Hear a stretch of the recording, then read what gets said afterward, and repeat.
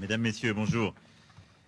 Cher Président, cher Félix, je suis très heureux de vous accueillir aujourd'hui à Paris, en tant évidemment que Président de votre pays, après des échéances politiques intérieures importantes et franchies avec succès, dont je vous félicite parce qu'elles sont une étape importante de la modernisation de la vie démocratique, politique, RDC, et de votre volonté d'aller de l'avant, mais aussi en tant que Président de l'Union africaine et partenaire stratégique de la France. Nous étions avec le président Tshisekedi il y a quelques jours au Tchad, à N'Djamena, pour rendre hommage au président défunt Idriss Déby et pour soutenir un processus de transition qui doit ouvrir la voie de la démocratie et de la stabilité du Tchad.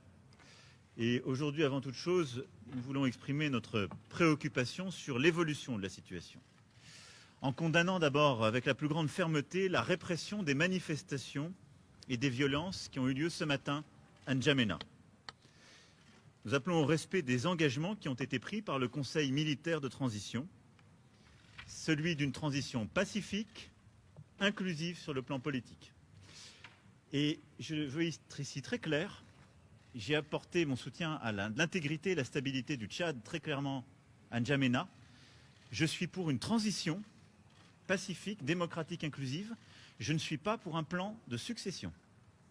Et la France ne sera jamais aux côtés de celles et ceux qui forment ce projet. Le temps est venu de lancer un dialogue politique national ouvert à tous les Tchadiens. C'est ce qui est attendu aujourd'hui du Conseil militaire de transition et c'est la condition même de notre soutien.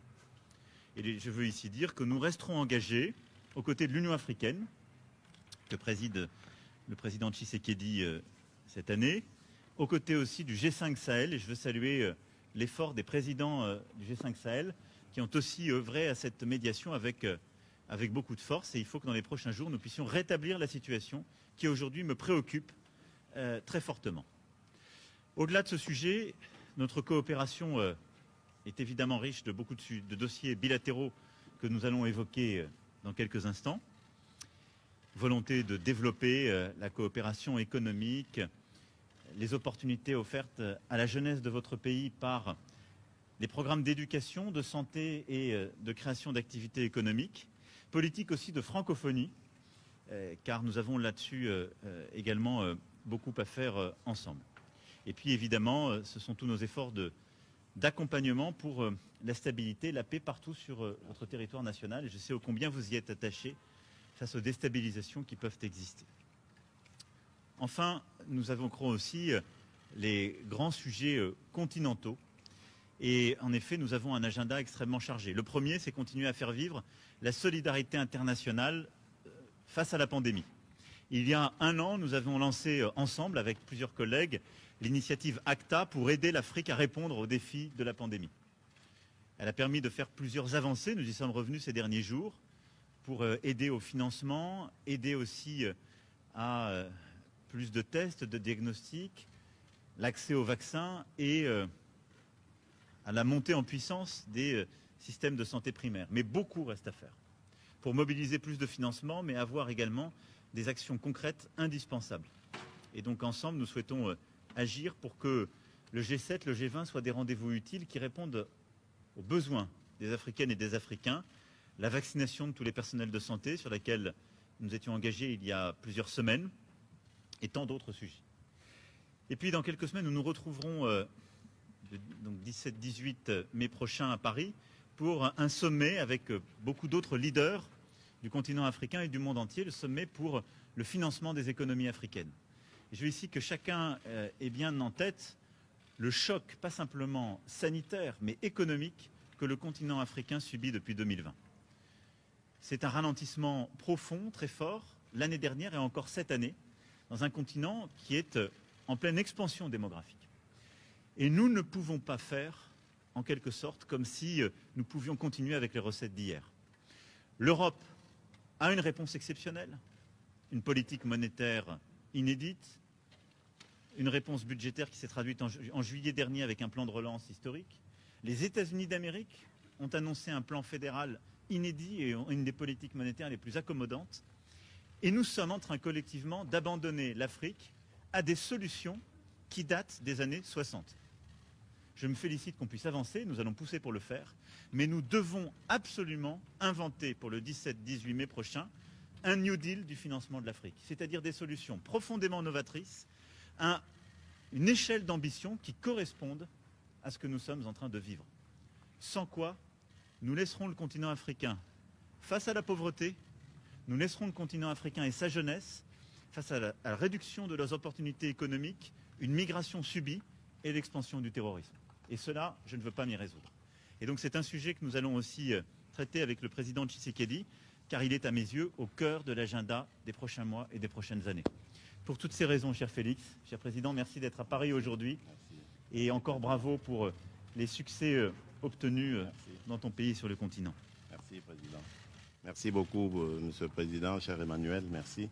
Merci de me recevoir si rapidement à Paris pour parler des choses que vous avez entendues.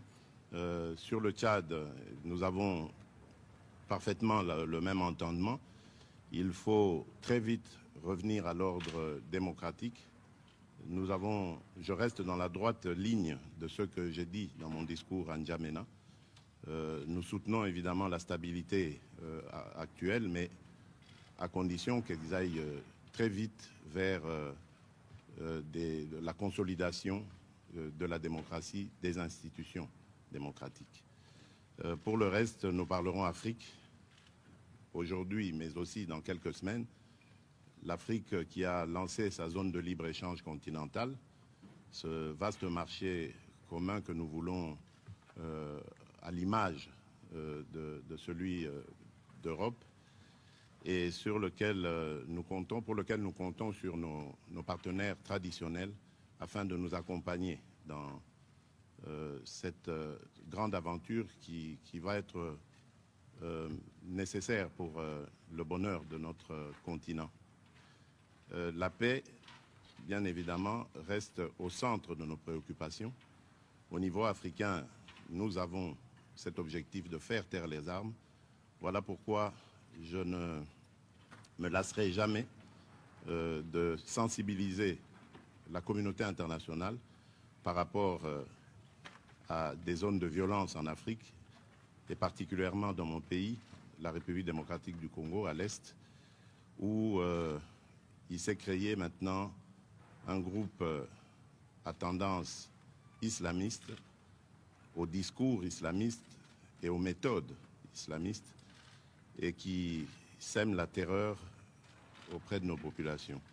Donc là, je suis plus que jamais déterminé à l'éradiquer et je compte sur le soutien de la France.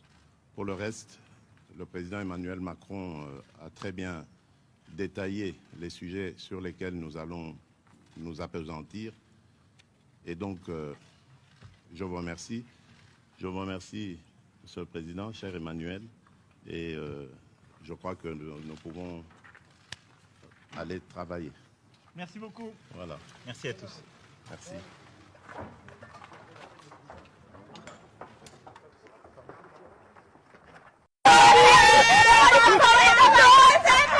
Sourire aux lèvres et le visage rayonnant de joie. C'est l'expression observée aujourd'hui au sein de la population itorienne dès l'entrée de la 11e brigade commando des réactions rapides.